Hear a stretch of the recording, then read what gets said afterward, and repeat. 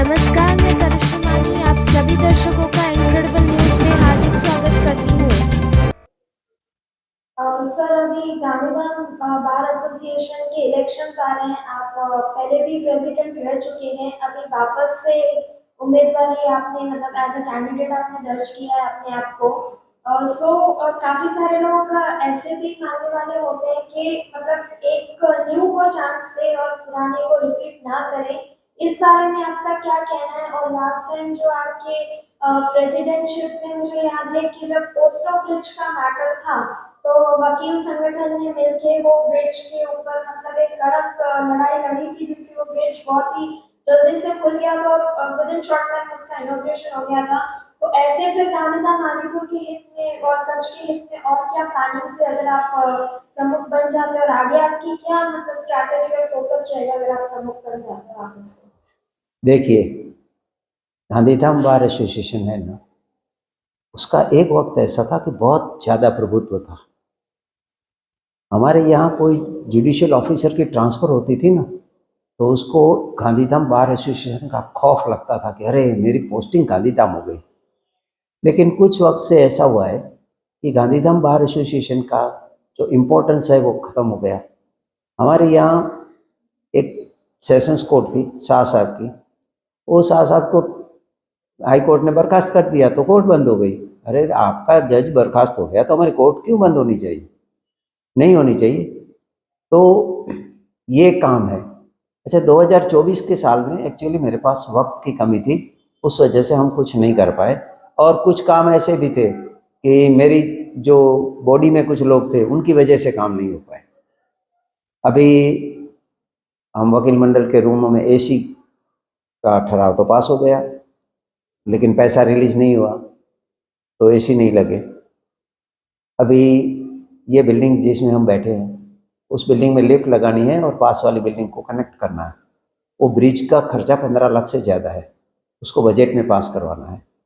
तो अगर मैं प्रेसिडेंट बन जाता हूँ तो फरवरी 2026 के बजट में हम किसी भी तरह ये जो एक्सपेंसेस है उनको इंक्लूड करा देंगे।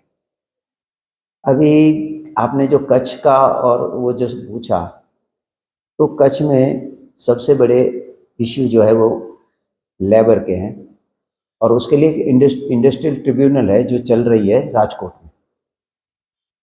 तो हम कोशिश करेंगे ये इंडस्ट्रियल ट्रिब्यूनल गांधीधाम आ जाए। कच्छ के लिए बोले तो ईस्ट कच्छ और वेस्ट कच्छ का जो अगर माहौल देखें तो कंज्यूमर फोरम चल रहा है भुज में, 65% से ज़्यादा केसेस हैं गांधीधाम के। तो कंज्यूमर फोरम की एक सिटिंग हमारे पास होनी चाहिए। इसके अलावा जो जूनियर एडवोकेट्स हैं उनके लिए सबसे बड़ा इश्यू है कि कोई वकील पुलिस स्टेशन में जाता है तो पुलिस उनको एज ए एडवोकेट वो गरिमा नहीं देती जो एक कोर्ट ऑफिसर को मिलनी चाहिए।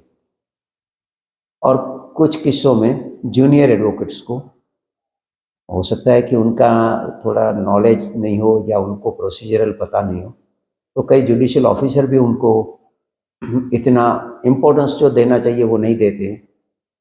तो कम से कम ये एहसास होना चाहिए कि अल्टीमेटली कोई जज भी है तो वो पहले वकील था।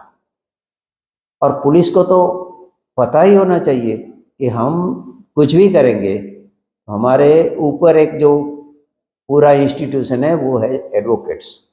और वकीलों की गरिमा और वकीलों का सम्मान के लिए गांधीधाम बार एसोसिएशन को एक लड़ायक नेतृत्व की जरूरत है। और आप अच्छी तरह जानते हैं कि मैं जितना लड़ायक हूँ इतना लड़ायक फिलहाल कोई मेरा कॉम्पिटिटर नहीं है। तो मैं ये चाहता हूँ कि गांधीधाम बार एसोसिएशन फिर एक बार 2026 में मुझे ये मौका दे, ताकि मैं फिर एक बार हमारे वकील मंडल की जो गरिमा है उसको पुनः स्थापित करूँ। क्या अपील करना चाहेंगे आप अपने वकील मित्रों से? मैं यही कहूँगा कि मुझे और मेरी पैनल को विजयी बनाएं, ताकि मैं वकीलों के हित में काम कर सकूं। क्योंकि देखिए, मैं 2022 से तो सुप्रीम कोर्ट भी जा रहा हूँ, हाई कोर्ट में 1996 से जा रहा हूँ।